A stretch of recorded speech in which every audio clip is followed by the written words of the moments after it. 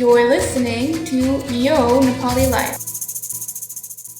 ओहो अब त केटीहरूलाई छुनु पनि भने फेरि कहिले मिटु लगाइदिन्छ भन्ने नहुने पो रहेछ। आफूलाई रमाइलो लाग्ने जसम्म चाहिँ विटु रे, रिस उठेपछि चाहिँ मिटु। अब बिर्सिदो यस्तो कुरा। तिमीलाई त्यस्तो गर्ने मान्छे पनि त धेरै यङ थियो त्यतिखेर, इमच्योर थियो। अब माफ गर्दै उसलाई। अनि अर्को कुरा, तिमीसँग प्रुफ नै के छ र? नाम नै भनेर भने के फाइदा यो कुरा गरेको? कस्तो विक भइरहेको तिमी? तिमीले पनि इन्जोय त गर्यो होला नि, अनि अहिले आएर चाहिँ तिमी त्यो मान्छेलाई मात्रै दोष दिने? डाइरेक्ट गएर पुलिसलाई रिपोर्ट गर्नुपर्छ नि। के यस्तो फेसबुक, ट्विटर, इन्स्टाग्राममा लेखेर बसेको? उसले भनेको कुरा ट्रु होइन भने नि। अहिले आएर यो कुरा गरेको के फाइदा? पहिला चाहिँ के हेरेर बसेको? यत्रो वर्षसम्म चाहिँ किन चुप लागेर बसेको? नेपालमा हरेक टाइम आफूलाई भएको यौन दुर्व्यवहार र हिंसाको कुरा शेयर गर्दा चाहिँ आउने कमेन्ट्सहरू यस्तै नै हो। यो तपाईँ हामी सबैले सुनेको हुने होला। स्टोरीहरू बाहिर निस्किन्छ, 1-2 हप्ता सबैजना तात्तिन्छ, तर शेयर गर्ने मान्छेलाई उल्टै क्वेसन गरिन्छ। अनि यो कुरा यतिकै सेलाएर जान्छ। I am your host Deepika Joshi र आजको एपिसोडमा चाहिँ #मिटूसँग रिलेटेड विक्टिम ब्लेमिङ र शेमिङको बारे कुराकानी गर्नेछौँ। Trigger warning, there will be mentions of rape and sensitive comments in this episode. #MeToo movement को बारे अलिकति भन्नु पर्दा चाहिँ यो 2006 मा स्टार्ट भए पनि यसले विख्यात रूपमा स्थान पाएको चाहिँ 2017 मा हलिउड फिल्म प्रोड्युसर हार्वी वाइन्स्टाइन को अगेन्स्ट 80 जना वुमेनहरूले यौन दुराचारको आरोप लगाउनु भएपछि हो। यसपछि धेरै सेक्टरमा, नट जस्ट फिल्म इन्डस्ट्रीमा, पावरफुल मेनको अगेन्स्ट विक्टिम्स, स्पेशली वुमेन हरूले एक्युजेसन्स अगाडि ल्याउनु भयो। तर यो मिटू मुभमेन्टको लहर चाहिँ नेपालमा केही बेर मात्र आयो। यसले हाम्रो सामाजिक सञ्जालमा त्यति प्राथमिकता चाहिँ पाएन। किन होला? If you ask me, number 1, patriarchy, number 2, power dysfunction, number 3, unfair justice system, and many more. यही कुराहरू बारे आज हामीसँग 2टा रेप सर्भाइभर्स आशा कुमारी कार्की र द नेपाली गर्लले आफ्नो एक्सपिरियन्स चाहिँ शेयर गर्नुहुनेछ। And we are also going to look at it from a legal aspect with a lawyer and a researcher, Subin Mulmi. By the end of this episode, I hope we will learn how to show support and solidarity to the survivors whenever they share the stories. Because it happens way more than we think. यो हाम्रो वरपर हेर्ने हो भने school, घर, hostel, काम, public transportation र आफ्नै घर सबै ठाउँमा भइरहेको छ।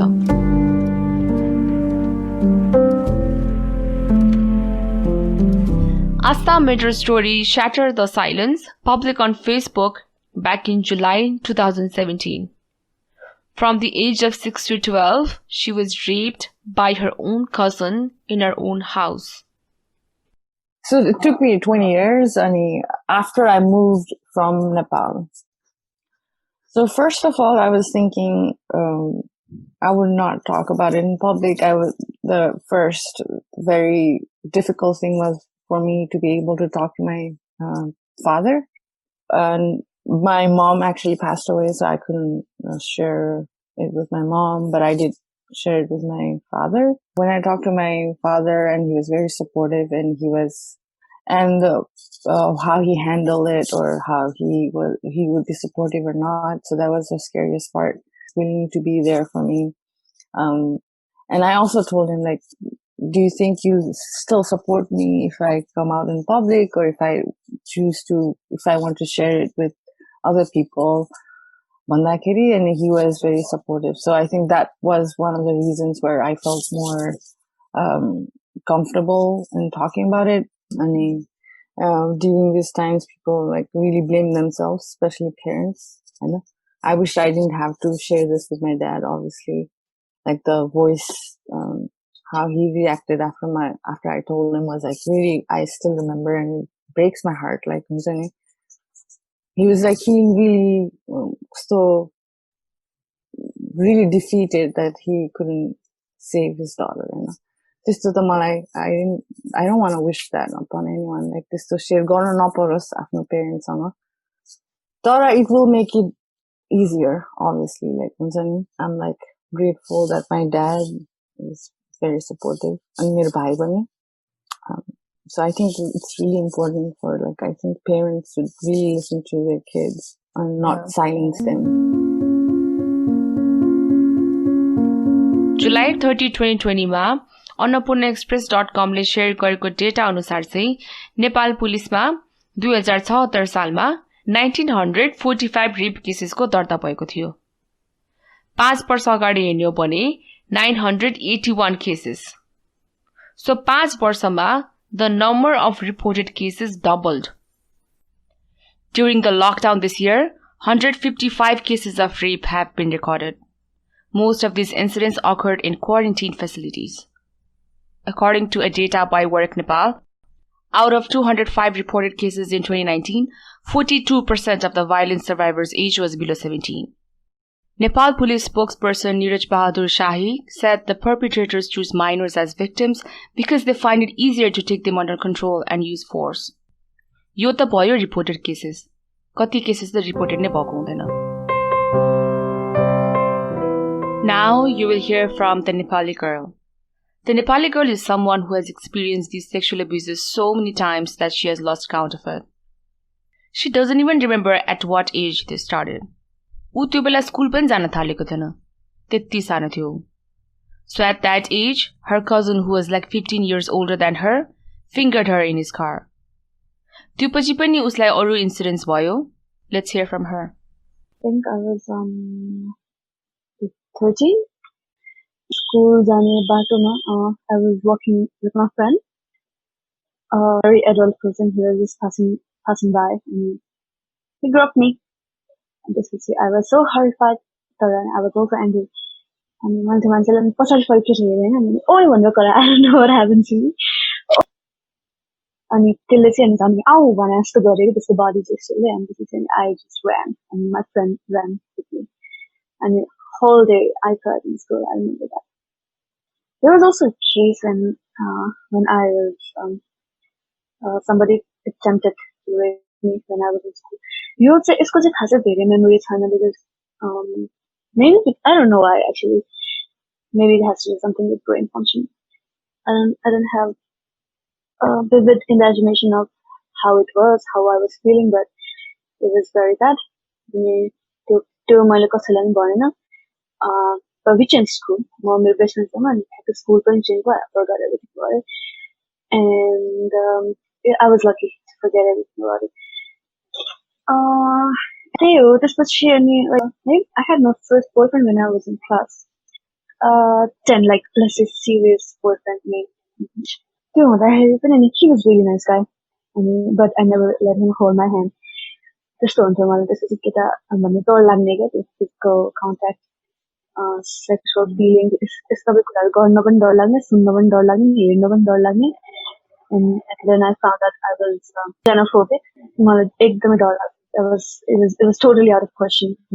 And त्यो अब high school हुँदाखेरि then I grew up and all these things kept happening, especially with stalkers. I used to have a lot of stalkers. Stalkers are the worst thing. So schoolमा हुँदा high schoolमा हुँदा भने नि did you ever try to talk to teachers or authorities? No, I did not. किनभने त्यो एकदमै denial थियो कि मलाई यस्तो भयो भन्ने कुरा पनि डिनायल थियो because अनि म यस्तो सेक्सुअल कुराहरू रिपेल गर्छ त्यही भएर यस्तो कुरा मसँग हुँदै हुँदैन भनेर अनि maybe I was in that denial. अनि तिम्रो attempt to rape भनेको थियो नि when was the first time you shared it with other people? 1 year ago with my boyfriend who I'm married to right now. So you never told your parents or close friends? No. I mean, I have a big level of empathy for my parents. If they नराम्रो feel गर्छ कि के हुन्छ मम्मीलाई भनेर I could never share these things with them. Nepali actor साम्राज्ञीले आफूलाई भएको सेक्सुअल हरासमेन्टको स्टोरी शेयर गर्दा पनि her experience wasn't any different. She experienced them when she was very new in the Nepali film industry. She was only 17 years old. Social मिडियामा कमेन्ट्सहरू थियो movie चलिरहेको छैन त्यसैले पब्लिसिटीको लागि गरेको त हो नि उ आफै घमण्डी छ अनि के गरोस् त्यति बेला किन नबोलेको अहिले किन? But would you have listened to her if she was saying the same thing back then? She now has 600k followers on Instagram. अहिले सेतो पार्टी, हिमालय टाइम्सहरूले उहाँको स्टोरी शेयर गर्नुभयो. न्यू भएको बेलामा त कभर गर्ने थिएन नि कसैले पनि.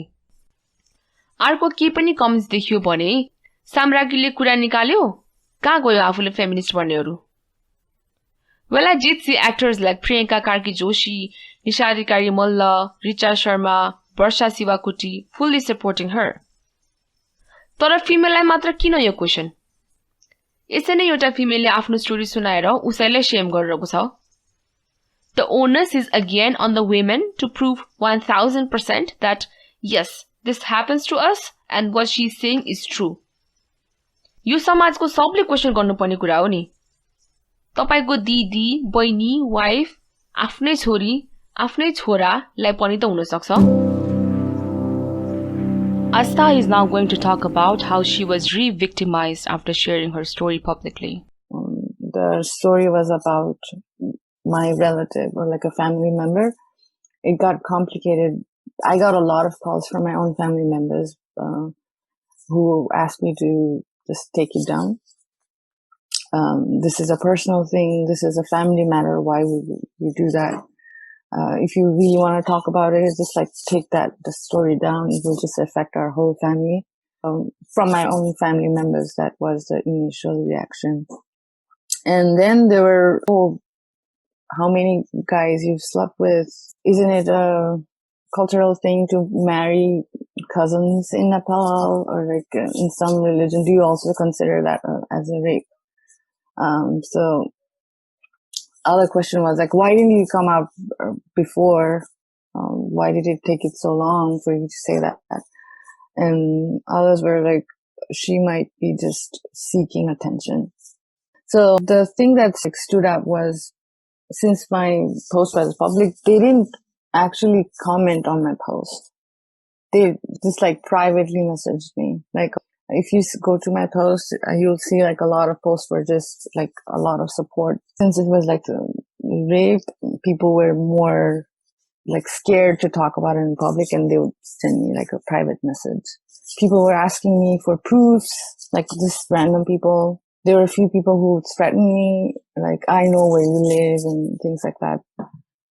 It looked like the profile to comment garnalai nai profile banase. Like they had no friends, but they would send me like really weird messages like that. So, victim blaming ta aba sabai janako huncha. Like it was mostly about why would you do that?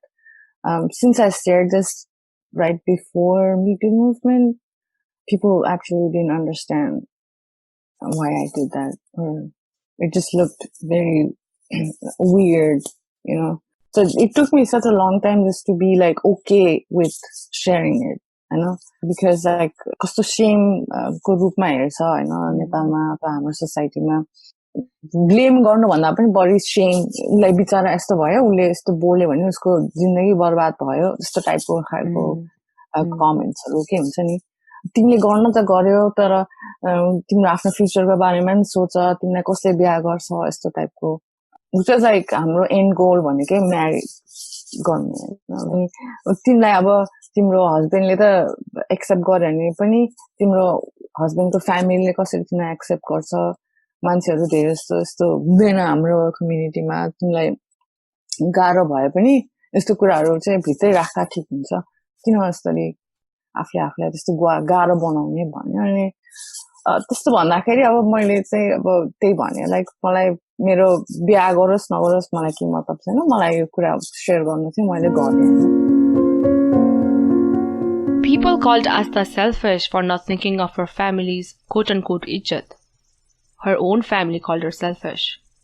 What about the guy who did this to her? Wasn't he selfish? Rape huँदा इज्जत टुट्यो भन्न पाउँछौ नि.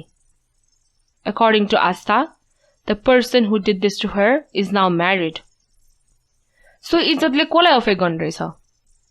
Rape गर्ने मान्छेलाई त गरेन. Early 2019 मा पनि नेपालमा मण्डला थिएटरको राजन खतिवडा र अहिले डिफङ्क्ट भइसकेको गुरुकुलको सुनिल पोखरेलको अगेन्स्ट धेरै वुमेनहरुले सेक्सुअल एलिगेशन्सहरु लगाउनु भएको थियो. Rajan Khatiwada apologized to all the women on Facebook but Sunil Pokhrel was silent about it. Mandala Theatre took an action at that time and suspended Khatiwada from all of the projects for a year. But then, after a few months, Khatiwada and Sunil Pokhrel were back to work at Mandala Theatre. Khatiwadale sorry भनेर लेख्नु भएको Facebook post त delete भइसक्यो. If these allegations are true, कसरी यस्तो mentally ill, आफ्नो power misuse गर्ने यस्तो criminalहरूले normal life बिताउन पाइरहेको छ? कतिवटालाई accused गर्ने womenहरूले उसलाई स्टेजमा फेरि देख्दा र उनीहरूसँग नै काम गर्नु पर्दा कस्तो भयो होला? Now you will hear the Nepali girl talking about victim blaming. If like a group of 5 people, and 3 jana केटी छ 2 जना केटा छ भने पनि it is much likely that at least one of them will be like, where is the proof? त्यो बेला किन केही भनेन? And then तिम्रो पनि मम्मी ड्याडीले किन केही भनेन? I mean, you weren't even there, first of all. Second of all, कसैले यस्तो कुरा शेयर गरेछ भने the least you can do is listen. The second least thing you can do is tell her that is okay and let's bring him out. Lekha and then humiliate that person. Social media is the best place to do it. चिनेको छ number छ भने yeah, let's get things sorted. त्यस्तो हुन्छ हुनुपर्ने response. But people don't do that. And I think the reason behind this is केटाहरूलाई चाहिँ like generally I'd say generally guys are also in denial. तिनीहरू पनि अब आफूले नै त्यस्तो गरे पनि they would act like these things don't happen, and especially if you have so much balls to speak right now, why didn't you do back then? यस्तो भन्छ अब victim blaming त हुन्छ नै, but it's something that we already do to ourselves for years. Let's hear how Asta felt. बिर्सिदेऊ यस्तो कुरा बिर्सिदेऊ भनिन्छ अनि कसलाई चाहिँ सम्झिन मन लाग्छ र लाइक हैन कसलाई सम्झिन मन लाग्छ यस्तो कुरा. It's not about that. You harassment and abuse and trauma is a very complicated thing. It's not like ए बिर्सिदियो भने ल हुन्छ भनेर बिर्सिने. कति बिर्सिन खोजे अब त्यही मान्छे घरमा आइरा हुन्छ कसरी बिर्सिने हैन. त्यो आफै मलाई कति I remember just blaming myself in like a way. कति कुरामा मैले हुन दिए भनेर मलाई आफूदेखि I felt very like embarrassed. Like every time I saw him I felt embarrassed. अब जति अरु कुरामा empower भए पनि उलाई देख्ने त्यो मान्छेलाई देख्ने बित्तिकै I felt embarrassed हैन. पछि when I came to US त्यसपछि पनि I felt like अब उलाई देखिदैन I felt like oh अब मलाई त easy हुन्छ भनेर सोच्थे के. I mean obviously I got much more freedom हैन यहाँ आएपछि तर just like it stayed with me, like my body remembered what happened. Like हुन्छ नि म त बिर्सिदिनै राम्रो होला भनेर ट्राई पनि गरे हो हैन. अनि it was not easy. Like my body remembered. Like every time I heard something like हुन्छ नि अलिकति कसैलाई यस्तो हरासमेन्टको केस हुँदाखेरि I blamed myself. Like मैले पनि कसैलाई भनेको छैन यो मान्छेले अरूलाई पनि गरिरहेछ भनेर I felt very helpless. You know, जति empowered भए पनि whenever these things happen, like you go back to being like that small girl, like हुन्छ नि. अब यिनीहरू त भयो victim blaming को कुरा. तर कति टाइम चाहिँ हामीले सर्भाइभर्सलाई सपोर्ट नै गर्न खोज्दा पनि थाहा नहुँदै we say some insensitive things. Asta is going to talk about something similar now.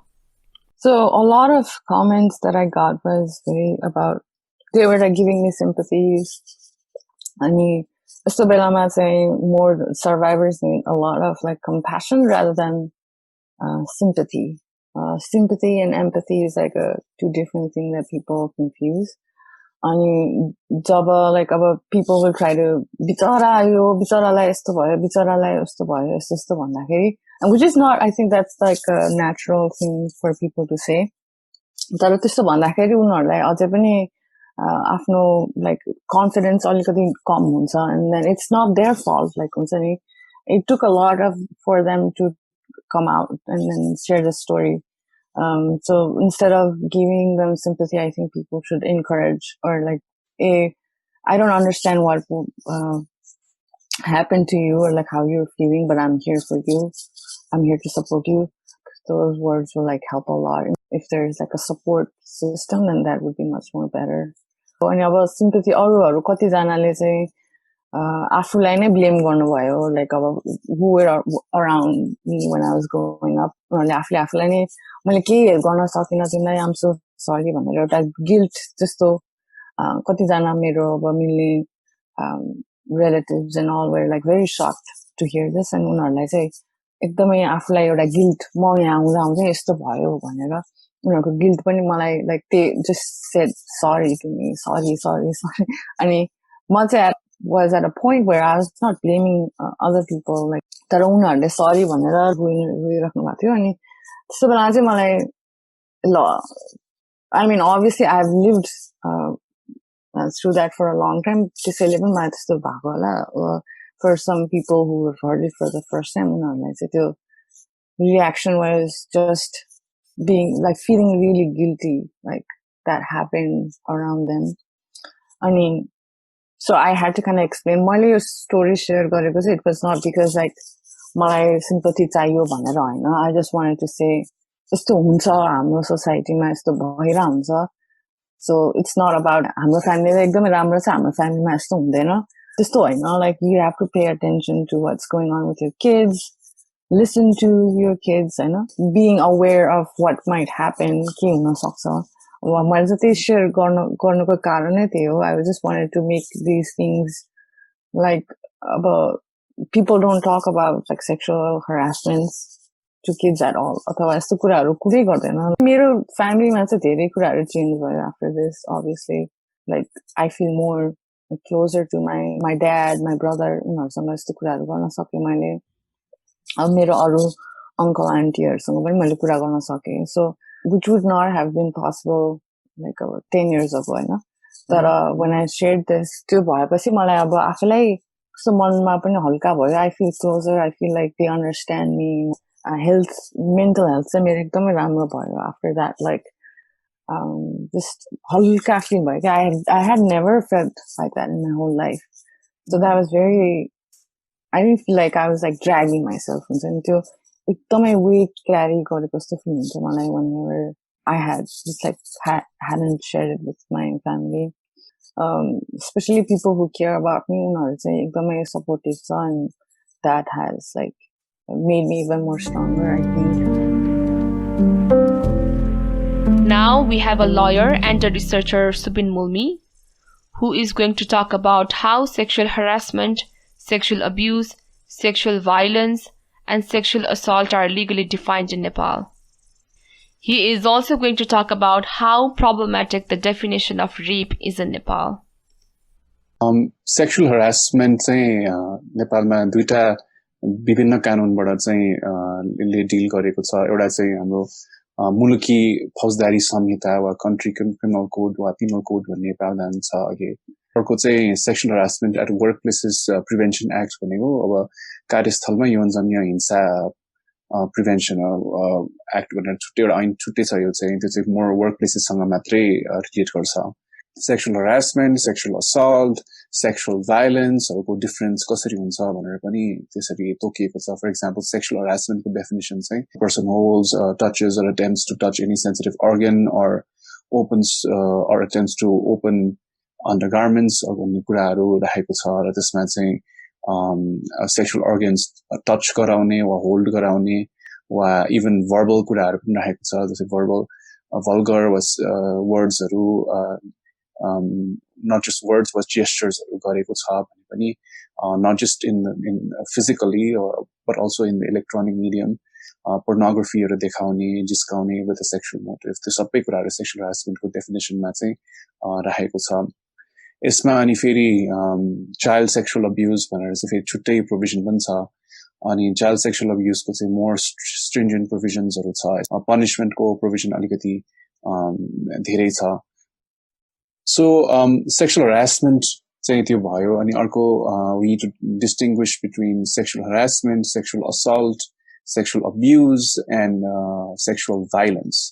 So त्यसमा चाहिँ gravity of the offense को differences हरु छ एउटा चाहिँ अब sexual violence भने नि commonly understood to be more the gravity अलि धेरै हुन्छ भन्ने that it involves more sort of penetrative खालको violenceहरू त्यसमा चाहिँ engage गर्छ. Rape comes under sexual violence. Sexual abuse मा चाहिँ अघि sexual harassment मै cover गरेका केही विषयहरू पनि पर्छन्.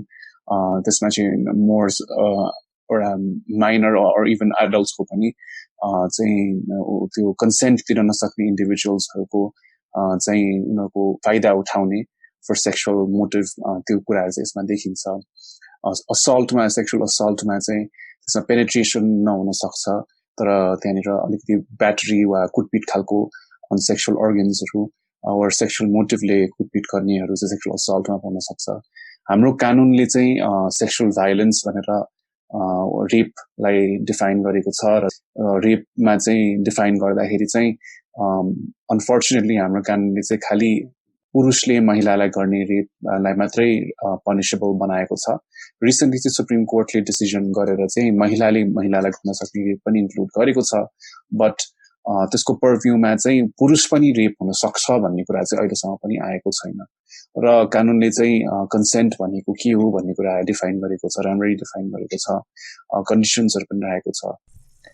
मान्छेले के पनि भन्छ भने why don't you take it to the police? The law will take care of it. Subin is going to answer why we cannot take it to the police. हामीले रिपोर्ट किन गर्न सक्दैनौं र हामीले रिपोर्ट किन गरेको छैनौं? क्राइम भएको कहिलेसम्म चाहिँ मुद्दा गर्न पाउँछ वा मुद्दा फाइल गर्न पाउँछ भन्ने चाहिँ एउटा यसलाई चाहिँ हदम्याद भनिन्छ वा स्ट्याट्युट अफ लिमिटेसन भनिन्छ. यो चाहिँ एकदमै ठूलो हर्डल वा च्यालेन्ज छ for survivors to file a complaint against the perpetrators. Because sexual हरासमेन्टको केसमा पनि 1 वर्षको हदम्याद राखेको छ. 1 वर्षसम्म भित्र कम्प्लेन गरेन भने फाइल गर्न पाउँदैन र नेपालमा अहिले रिसेन्टली जुन मिटू मुभमेन्टको केसेसमा पनि हामीले भेट्यौं कि स्टुडेन्ट्सहरू कतिलाई जो सेक्सुअल हरासमेन्टको भिक्टिम्स हुनु भएको थियो उहाँहरूले अहिले चाहिँ कम्प्लेन फाइल गर्न खोज्दाखेरि त्यो पोसिबल भएन यही कारणले गर्दाखेरि. सो धेरै यस्तो केसेसहरू स्पेशली माइनर्सको केसमा चाहिँ त्यति अवेर हुँदैनन् त्यसको बारेमा लिगल प्रोसेस के हो र त्यो एजेन्सी पनि त्यति डेभलप भएको हुँदैन.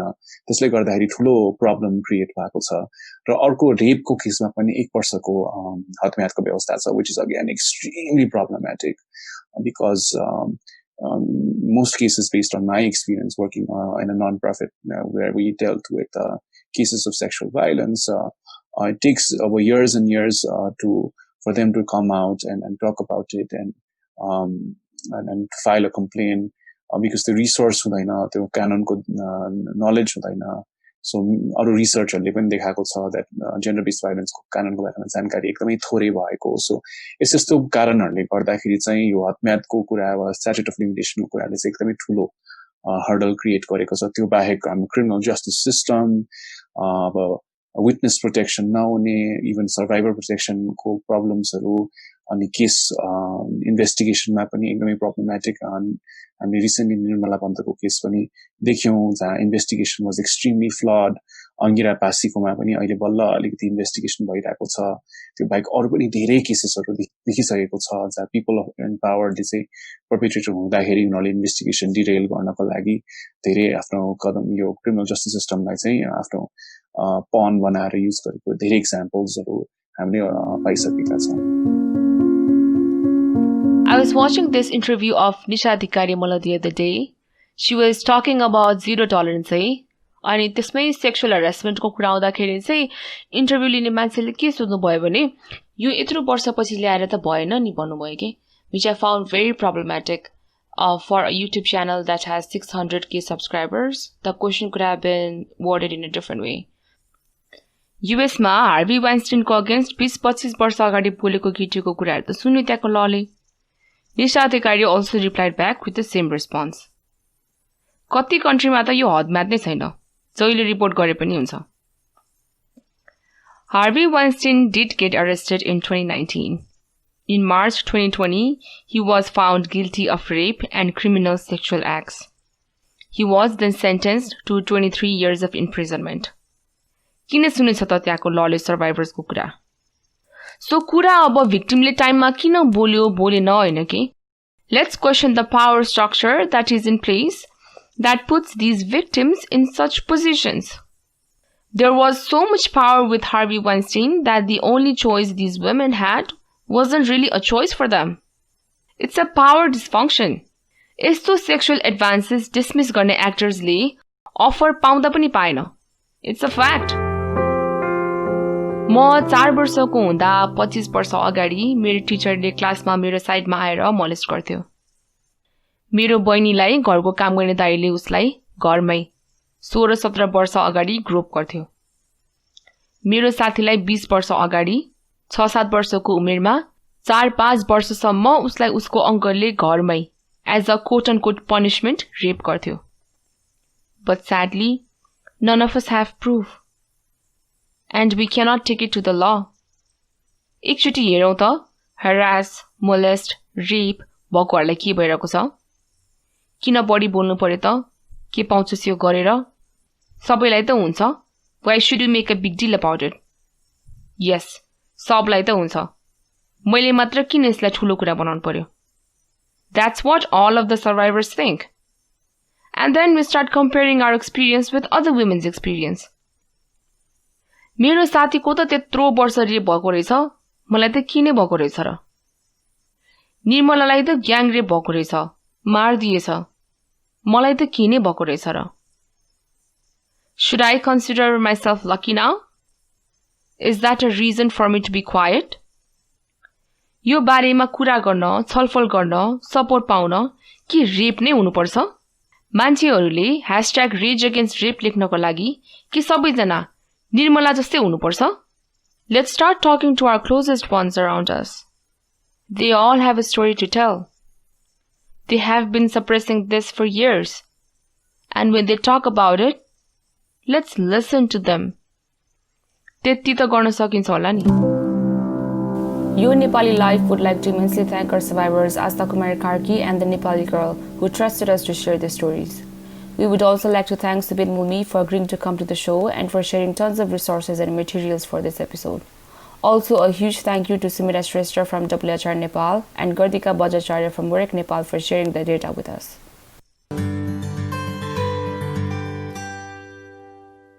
Hello everyone, hope you enjoyed that episode.